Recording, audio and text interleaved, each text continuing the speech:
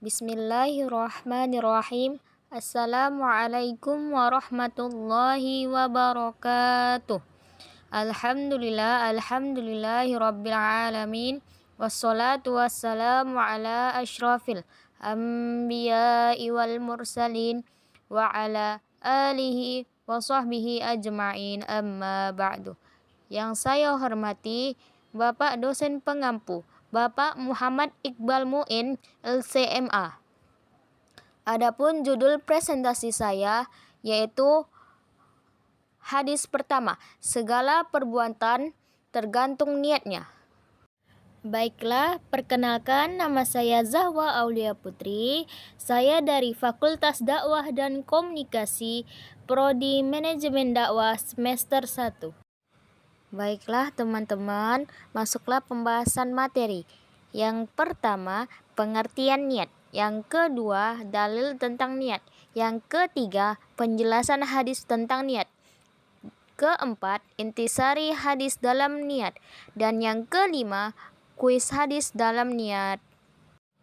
Baiklah, masuk pembahasan yang pertama, yaitu tentang pengertian niat. Niat adalah syarat sahnya amal. Suatu amalan akan dianggap sah dan sempurna jika niatnya benar. Segala perbuatan juga akan mendapatkan balasan tergantung pada niatnya. Rasulullah SAW banyak menjelaskan perkara yang berkaitan dengan niat. Baiklah, masuk pembahasan yang kedua, yaitu dalil tentang niat. Segala perbuatan tergantung niatnya. An Amiril Mu'minin Abi Hafsin Umar bin Al-Khattab radhiyallahu anhu qala sami'tu Rasulullah sallallahu alaihi wasallam yaqul innamal a'malu binniyati wa innamal likulli imri'in ma nawa faman kanat hijratuhu ila Allahi wa rasulihi fa hijratuhu ila Allahi wa rasulihi wa man kanat hijratuhu lidunya yusibuha aw imra'atin yankihuha fahijratuhu ila ma hajara ilaih, yang artinya dari Amiril Mukminin Abi Hafsin Umar bin Khattab, semoga Allah meridhoinya, dia berkata, aku mendengar Rasulullah Shallallahu Alaihi Wasallam berkata atau bersabda, sesungguhnya amal itu tergantung niatnya, dan seseorang hanya mendapatkan sesuai niatnya. Barang siapa yang hijrahnya kepada Allah dan Rasulnya, maka hijrahnya kepada Allah dan Rasulnya. Dan barang siapa yang hijrahnya karena dunia atau karena wanita yang hendak dinikahinya, maka hijrahnya itu sesuai apa yang ia niatkan. Hadis riwayat Bukhari wa Muslim. Baiklah teman-teman, masuklah pembahasan yang ketiga, yaitu tentang penjelasan hadis tentang niat. Perkataan Umar, sami'tu, aku mendengar, menunjukkan hadis ini didapatkan langsung dari Nabi Shallallahu Alaihi Wasallam tanpa perantara apapun. Sabda beliau mengatakan, sesungguhnya amalan-amalan itu berdasarkan niat, dan setiap orang hanya melakukan atau mendapatkan apa yang ia niatkan. Penjelasan ini berdasarkan sisi balaghahnya, yaitu al-hasr atau pembatasan, yaitu menegaskan hukum yang disebut dan menafikan selain itu.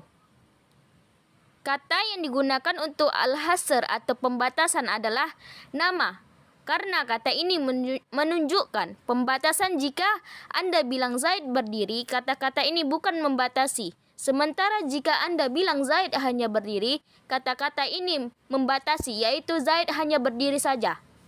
Baiklah, masuk pembahasan yang keempat, yaitu intisari hadis dalam niat. Yang pertama, hadis ini adalah salah satu poros Islam. Yang kedua, ibadah satu sama lain harus dibedakan. Yang ketiga, dorongan untuk ikhlas karena Allah. Yang keempat, metode pengajaran Nabi yang baik. Yang kelima, Rasulullah disandingkan dengan Allah dengan huruf waw. Dan yang keenam, yang terakhir, yaitu hijrah merupakan amal soleh karena dimaksudkan untuk Allah dan Rasulnya. Baiklah, pembahasan yang terakhir, yaitu yang kelima, Kuis hadis dalam niat. 1. Misalkan seseorang pergi dari rumah dengan bersuci dan masuk masjid setelah matahari condong ke arah barat, namun di hatinya tidak berniat sholat zuhur, asar, ataupun isya, namun cukup berniat kewajiban waktu saat sholat yang ada, sah atau tidak? Jawabannya adalah sesuai kaidah yang telah disebutkan sebelumnya tidak sah karena yang bersangkutan tidak menyebutkan sholat zuhur ini. Pendapat Hanabilah. Soal nomor 2. Apakah hijrah wajib ataukah sunnah? Jawabannya adalah hijrah wajib hukumnya bagi setiap mukmin yang tidak bisa menampakkan ajaran agama di negeri kafir. Islamnya tidak sempurna jika ia tidak bisa menampakkan keislamannya kecuali dengan berhijrah. Kaidah menyebutkan suatu kewajiban yang tidak terlaksana tanpa sesuatu, maka sesuatu tersebut hukumnya wajib, seperti hijrahnya yang dilakukan kaum muslimin dari Mekah ke Habasyah atau dari Mekah ke Madinah. Soal nomor 3. Setelah wafat, bisakah kita berhijrah kepada beliau? Jawabannya adalah tidak mungkin.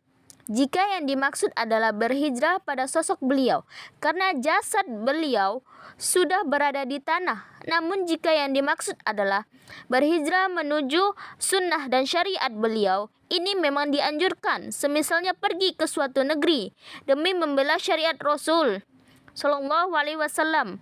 Berhijrah kepada Allah bisa dilakukan kapan saja. Berhijrah kepada sosok Rasulnya hanya dilakukan semasa hidup beliau saja. Setelah beliau wafat, berhijrah hanya untuk membela syariat beliau. Terima kasih atas semuanya. Lebih dan kurang saya mohon maaf. Wabillahi taufiq wal hidayah. Wassalamualaikum warahmatullahi wabarakatuh.